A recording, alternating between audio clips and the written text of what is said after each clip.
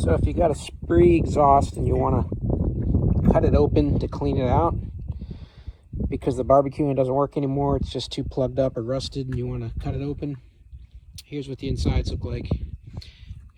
Hard to tell on this one, but this has been cut open already. There's a weld going along here, right down here, over here. So they cut out this whole box and then put it back. I recently cut the other side open. It had a weld there too. You can see a pretty rough weld along here. But what I found is, if you're going to cut it open, I would go about halfway across the muffler. There's a divot in that panel right here for the lug on the rear wheel.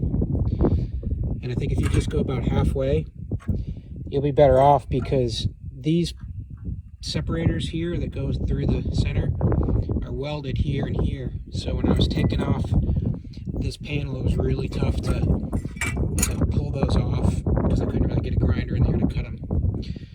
I just cut this with a 3.5-inch grinder. But if you were to cut it just in half and take this panel off, that would give you access to some fiberglass that's laid on top of this. I tossed it out already, but it sits right on top of this mesh here. You could clean that out, and you could open up this mesh. Here's where the pipe comes through, and you could clean out that whole area in there. And that might be enough to get the thing to flow. I think if you're going to start to cut over into this side, it's going to be tough to take it out and not mangle it. Because if this piece here hadn't got so bent up in the removal process, it'd be a lot easier to weld,